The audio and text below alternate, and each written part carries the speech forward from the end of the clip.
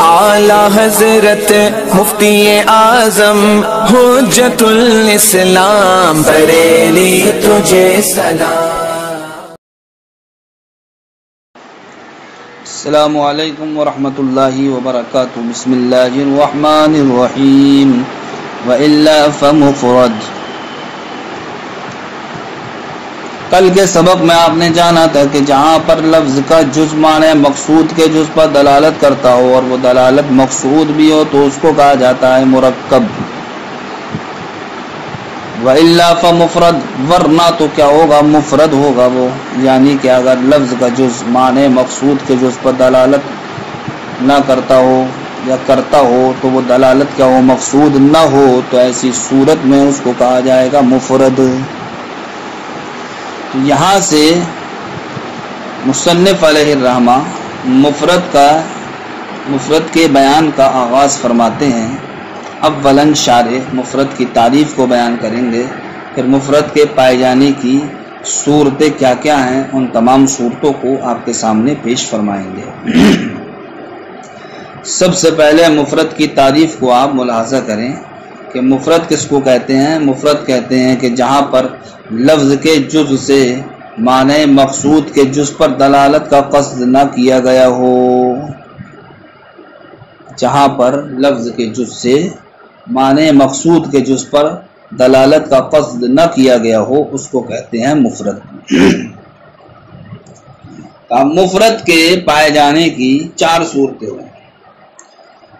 پہلی صورت تو یہ ہے کہ لفظ کا جز ہی نہ ہو، لفظ کا جز ہی نہ ہو، جیسا کہ حمزہ استفہام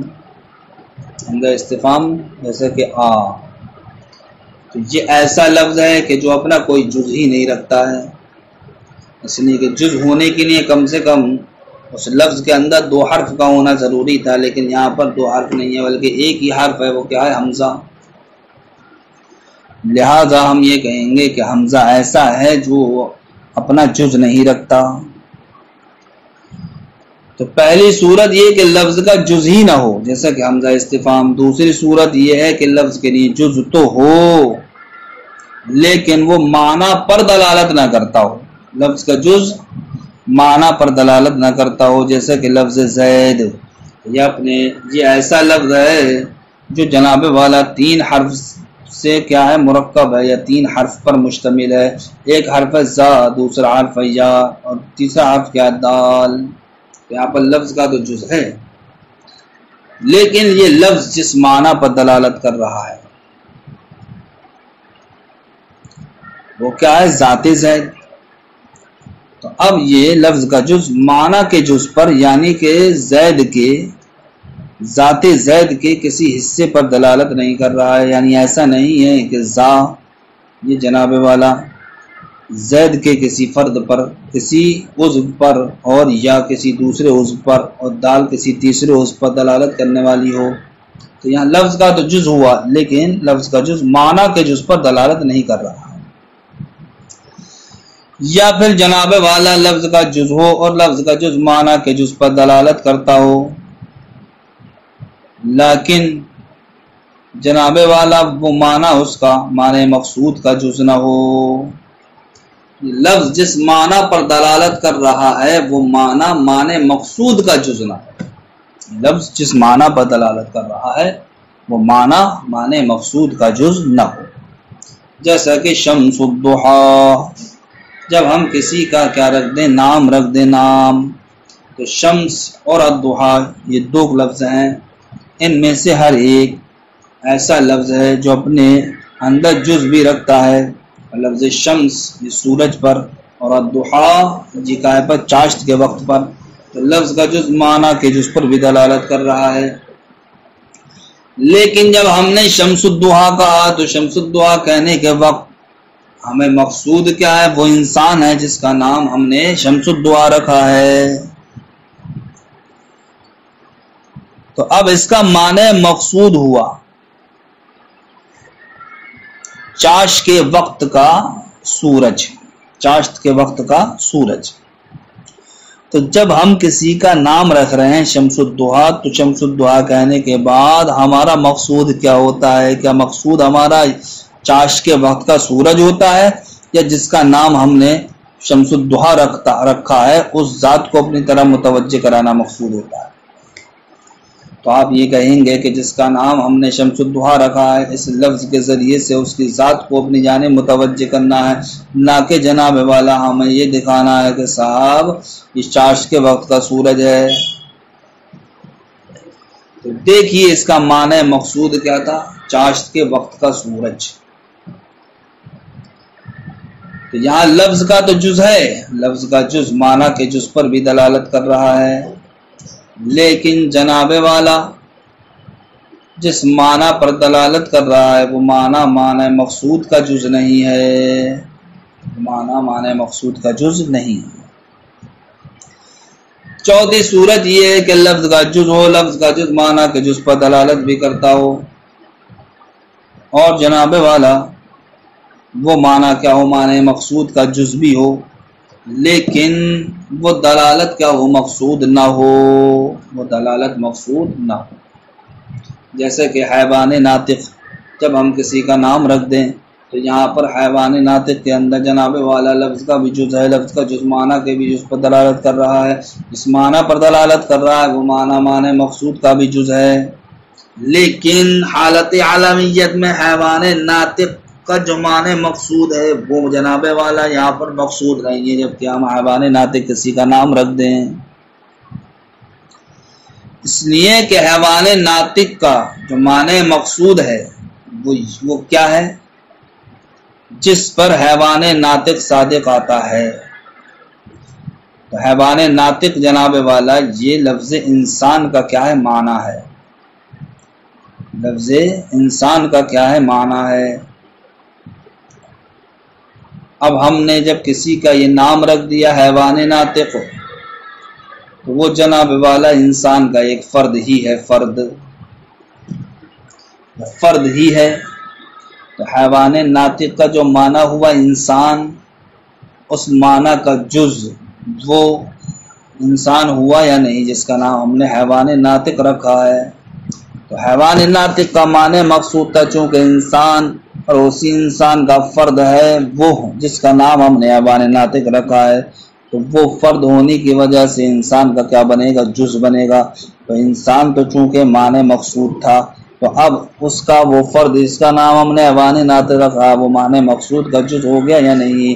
تو دیکھیے لفظ کی دلالت یہاں پر اگرچہ ایسے معنی پر ہو رہی جو معنی مقصود کا جز ہے، لیکن یہ بتائیے کہ جب ہم حیوان ناطق بولتے ہیں تو کیا جناب والا اس سے یہی دلالت مقصود ہوتی ہے کہ جس پر حیوان ناطق دلالت کر رہا ہے؟ تو آپ جواب دیں گے کہ حیوان ناطق بولنے کے وقت ہمارا مقصود یہ نہیں ہوتا ہے کہ ہم یہ کہنا چاہ رہے ہیں کہ جس کا نام ہم نے حیوان ناطق رکھا ہے وہ انسان ہی کا ایک کیا ہے، فرد ہے۔ ہمارا مقصود یہ نہیں ہوتا ہے کہ جس کا نام ہم نے حیوان ناطق رکھا ہے کہ صاحب ہم اس کی حقیقت بتا رہے ہیں کہ جس فرد کو ہم پکار رہے ہیں حیوان ناطق سے وہ کیا ہے، حیوان ناطق ہے۔ اس لیے کہ جب ہم نے حیوان ناطق کسی کا نام رکھ دیا تو ایسی صورت میں اس نام کے ذریعے سے اس انسان کی توجہ اپنی جانب مبذول کرانا یہ بس کیا ہوتا ہے، ضروری ہوتا ہے، اتنا ہی کیا ہوتا ہے، نام کے ذریعے سے کافی ہوتا ہے۔ اس وقت ہمارے یہ وہم و گمان میں بھی نہیں ہوتا ہے کہ ہم نے جس کا نام حیوان ناطق رکھا ہے یہ جناب والا اسی حیوان ناطق کا کیا ہے، ایک فرد ہے۔ تو جب یہ ہمارا مقصود نہیں ہوتا ہے تو اگرچہ لفظ حیوان ناطق نے اپنے معنی مقصود کو جز پر دلالت کی، لیکن یہ دلالت جناب والا کیا ہے، مقصود نہیں ہے۔ کب؟ جبکہ ہم کسی کا نام رکھ رہے ہیں اس وقت۔ تو ان چاروں ہی صورتوں میں جناب والا کس کا تحقق ہوگا، مفرد کا تحقق ہوگا۔ اب ہم یوں کہہ لیں کہ لفظ کا جز ہی نہ ہو جیسے کہ حمزہ استفہام، لفظ کا جز ہو لیکن معنی کا جز نہ ہو جیسے کہ زید، لفظ کا جز ہو معنی کا بھی جز ہو، لفظ کا جز معنی مقصود کے جز پر دلالت نہ کرتا ہو جیسے کہ شمس الضحیٰ، یا لفظ کا جز ہو معنی کا بھی جز ہو، لفظ کا جز معنی مقصود کے جز پر دلالت بھی کرتا ہو لیکن وہ دلالت مقصود نہ ہو جیسے کہ حیوان ناطق حالت عالمیت میں۔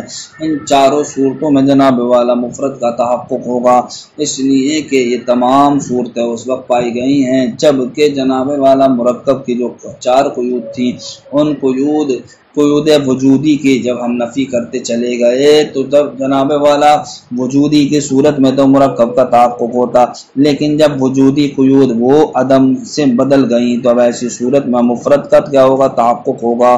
تو وَإِلَّا مصنف کا کہنا یہ ان تمام صورتوں کو کیا شامل ہے؟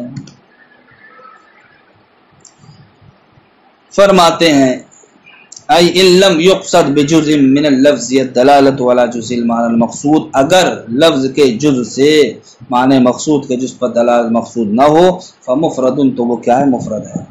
سواء لم یکن له جزء، چاہے تو جناب والا اس لفظ کے لیے جزئی نہ ہو جیسے کہ حمزہ استفہام، او کان له جزء، یا پھر لفظ کے لیے جز تو ہو، ولم یکن له دلالۃ علی المعنى، لیکن جناب والا وہ معنی پر دلالت کرنے والا نہ ہو، زید جیسے کہ زید، او کان له جزء دال علی المعنى، یا جناب والا لفظ کا جز ہو اور لفظ کا جز معنی کے جز پر دلالت بھی کرتا ہو، لیکن لا یکون مدلولہ جزءا للمعنى المقصود، لیکن جناب والا اس لفظ کا معنی، اس لفظ کا مدلول یا معنی مقصود کا جز نہ ہو، جیسا کہ شمس الضحیٰ عالما، جب کہ کسی کا نام رکھ دیا جائے۔ عبداللہ کے ذریعے سے آپ سمجھ لیجئے کہ یہاں پر ہم شمس الضحیٰ کی جگہ عبداللہ مثال کو رکھیں تو عبد عبودیت پر، اور اس میں جلالت یہ اللہ ذات باری پر ذات واجب الوجود پر دلالت کرتا ہے، اور جس کا ہم نے نام رکھا ہے، جس کا بھی نام رکھا ہے وہ کیا ہے؟ جناب والا اللہ کا بندہ ہی ہے۔ لیکن جب ہم عبداللہ کہہ کر کے اسے پکار رہے ہیں تو اس وقت ہمارا مقصود یہ بتانا ہے کہ یہ اللہ کا بندہ ہے اس لیے ہم اس کو عبداللہ کہہ رہے ہیں، نہیں، بلکہ اس وقت ہمیں صرف اور صرف اس کا نام مقصود ہوتا ہے۔ تو عبداللہ کا معنی مقصود تھا جناب والا اللہ کا بندہ ہونا، یہ بتانا۔ تو جب ہم نے کسی کو عبداللہ کہہ کر کے پکارا تو عبداللہ کہہ کر پکارنے کے وقت ہمارا یہ مقصود نہیں تھا کہ ہم یہ دکھا رہے ہیں کہ اللہ کا بندہ ہے۔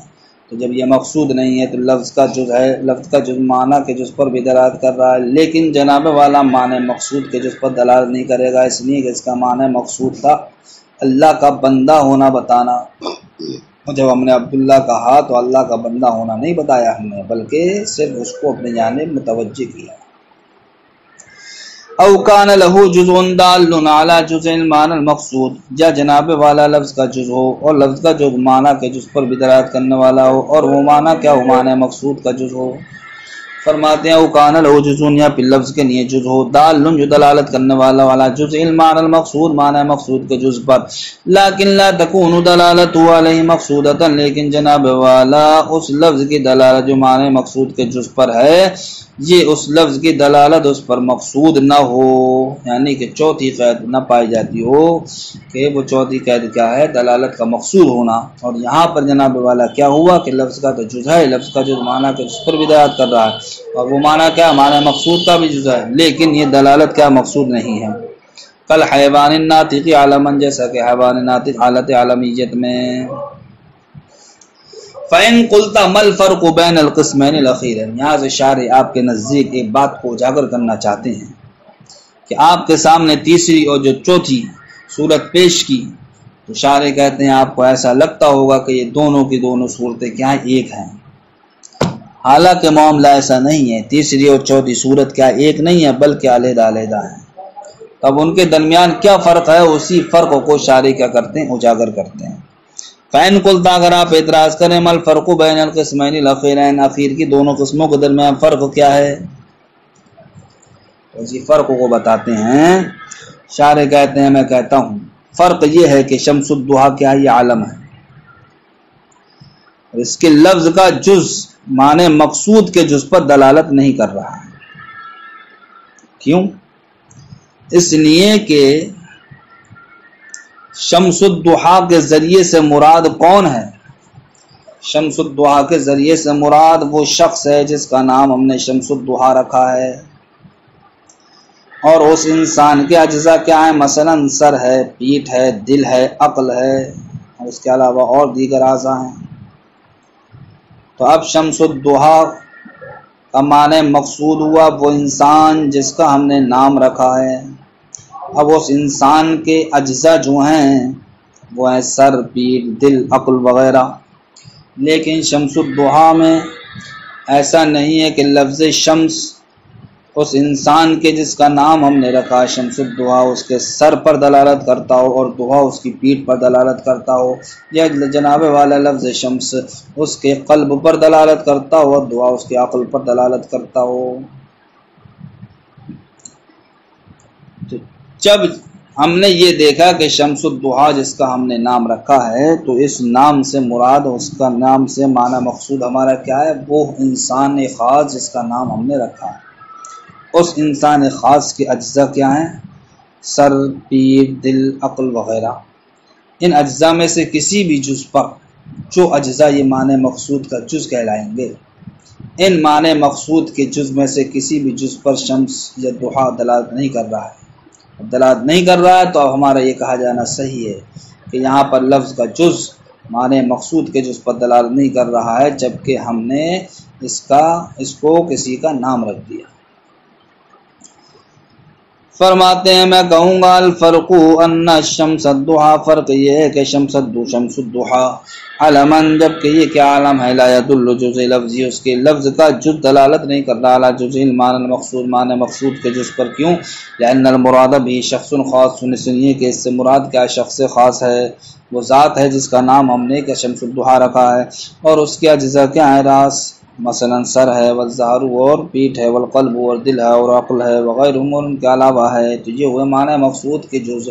ولا يدل لفظ الشمس او لفظ الضحیٰ علی احد من اجزائه، اور جناب والا لفظ شمس ہو یا جناب والا لفظ ضحیٰ ہو، ان دونوں لفظوں میں سے کوئی بھی ذکر کردہ اجزاء میں سے کسی پر بھی دلالت نہیں کر رہا۔ جب دلالت نہیں کر رہا تو ذکر کردہ اجزاء یہ معنی مقصود کا جز تھے، تو اب یہ کہا جانا صحیح ہے کہ لفظ معنی مقصود کے جز پر دلالت نہیں کر رہا ہے۔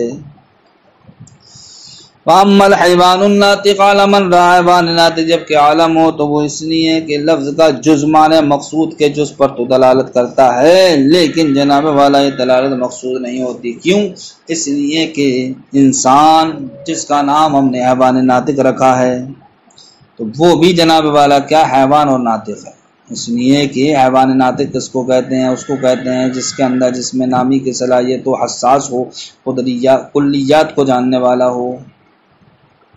تو جس کا نام ہم نے کیا رکھا؟ حیوان ناطق رکھا، اس کے اندر بھی یہ چیزیں پائی جاتی ہیں، لہذا یہ بھی کیا ہوا؟ حیوان ناطق کا ایک جز ہوا، جز۔ لہذا جب ہم نے یہ کہا حیوان ناطق تو یہاں پر لفظ کا جز اگرچہ اپنے معنی مقصود کے جز پر دلالت کر رہا ہے کہ جناب والا کہ جس کا نام ہم نے حیوان ناطق رکھا ہے وہ بھی اگرچہ حیوان ناطق کا کیا ایک جز ہے، لیکن جب ہم حیوان ناطق کسی کا نام رکھتے ہیں تو اس وقت یہ دلالت مقصود نہیں ہوتی، یہ بتانا مقصود نہیں ہوتا ہے کہ جس کو ہم حیوان ناطق کہہ رہے ہیں وہ حیوان ناطق کا ایک جز ہے، ایک فرد۔ تو فرماتے ہیں وَأَمَّا الْحَيْوَانُ النَّاطِقُ عَلَمًا، حیوان ناطق جب کہ عالم ہو، فَيَدُلُّ جُزْءِ لَفْظِهِ، تو اس کے لفظ کا جز دلالت کرتا ہے، عَلَى جُزْءِ الْمَعْنَى الْمَقْصُودِ، معنی مقصود کے جز پر، لِأَنَّ الْإِنسَانَ الْمَوْصُومَ بِالْحَيْوَانِ النَّاطِقِ، اس لیے کہ وہ انسان جس کا نام حیوان ناطق رکھا گیا ہے، یکون حیوان وناطقا، وہ بھی کیا حیوان اور ناطق ہے۔ کیوں؟ اس لیے کہ یعنی کہ یکون جسم نامیاً، وہ کیا جسم نامی ہے، حساس ہے، مدرک ومدرکن للکلیات، اور کلیات کا کیا جاننے والا ہے۔ فیدخل جزء الحیوان الناطق، فیدل جزء حیوان الناطق، تو حیوان ناطق کا جز دلالت کر رہا ہے جزء الانسان الموصوم، انسان کے جز پر جس کا نام حیوان ناطق رکھا گیا ہے۔ لیکن تلک الدلالت لیست بمقصودۃ، لیکن وہ دلالت کیا مقصود نہیں ہے۔ کیوں؟ لأن العالم یقصد به الشخص مطلقاً، اس لیے کہ عالم سے یعنی جس کا نام حیوان ناطق رکھا ہے ہم نے، تو اس سے اس وقت صرف اور صرف شخص مطلق ہی کیا مراد ہے، بدون نظر لا معنی اللغوی، اس کے معنی لغوی کی طرف نظر کیے بغیر۔ یہاں آپ کی کیا ہوگی؟ بات پوری ہو گئی۔ فرماتے ہیں کہ یہ بات واضح ہو جائے گی آپ کو اس مثال کے ذریعے سے۔ مثلا کوئی انسان کیا ہے؟ نابینا ہے، لیکن نابینا انسان کا نام ہم کیا رکھ دیں؟ بصیر رکھ دیں۔ تو بصیر کا معنی کیا آتا ہے؟ دیکھنے والا، کیا دیکھنے والا۔ اب لفظ بصیر جس کا نام ہم نے رکھا ہے وہ انسان کون ہے؟ وہ انسان وہ ہے کہ جس کے اندر دیکھنے کی صلاحیت ہی نہیں ہے۔ تو اب دیکھیے بصیر کہتے ہیں دیکھنے والا، اس کا معنی مقصود ہوا دیکھنے والا، اور معنی مقصود کا جز کیا ہے؟ وہ ایک جز کیا ہے؟ انسان کا فرد بھی ہے، اس لیے کہ دیکھنے والا جس طریقے سے جانور ہوتا ہے اسی طریقے سے دیکھنے والا انسان بھی ہوتا ہے، لہذا انسان بصیر کا کیا ہو گیا؟ معنی مقصود۔ اور اس انسان کے اجزاء کیا ہیں؟ زید و عمر بکر خالد وغیرہ، یہ کیا ہوگا؟ اس کے افراد ہو گئے۔ تو جب ہم نے بصیر نام رکھ دیا کسی نابینا کا تو کیا بتائیے آپ ہمیں اس وقت آپ کا مقصود یہ بتانا ہوتا ہے کہ بصیر کہہ کر کے ہم اس کا اخیارہ ہونا مراد لے رہے ہیں، بلکہ جناب والا بصیر کے ذریعے سے صرف اور صرف اس انسان کی ذات مقصود ہوتی ہے جس کا نام ہم نے بصیر رکھا ہے۔ تو اگر اس کا معنی لغوی مراد لیا جاتا ہے جس کا نام بصیر رکھا ہے تو معنی لغوی کے اعتبار سے تو اس کا نام بصیر رکھنا درست ہی نہیں ہوتا، اس لیے کہ معنی بصیر کے اعتبار سے تو اخیارے کو کیا کہتے ہیں؟ بصیر کہتے ہیں، نہ کہ اندھے کو۔ تو جس طریقے سے یہاں پر بصیر کہہ کر کے اس کا معنی لغوی مراد نہیں ہے، اسی طریقے سے حیوان ناطق جب ہم نے کسی کا نام رکھ دیا تو نام رکھنے کی صورت میں اس کا معنی لغوی مراد نہیں ہوگا، جو کہ معنی لغوی کیا ہے؟ اس کا معنی مقصود ہے۔ وَيَتَّضِحُ لَكَ هَذَا الْمَطْلُبُ، اور آپ کے لیے یہ مطلب واضح ہو جائے گا بِنَحْوِ بصیر، بصیر جیسی مثال سے، اذا سُمِّیَ بِهِ، جب کہ اس کے ذریعے سے رجل اعمیٰ کسی نابینا انسان کا نام رکھ دیا ہو، فتدبر، تو آپ اچھی طریقے سے غور و فکر کر لیجئے۔ فرماتے ہیں مرکب اور مفرد ان دونوں کے تعلق سے جو ماقبل میں گفتگو کی گئی وہ ایک نقشہ شارح پیش فرماتے ہیں، اس نقشے کے ذریعے سے بھی آپ مرکب و مفرد جو لفظ کے معنی مطابقت پر دلالت کرنے کے اعتبار سے اقسام بیان کیے گئے ہیں ان کو آپ بآسانی سے سمجھ سکتے ہیں۔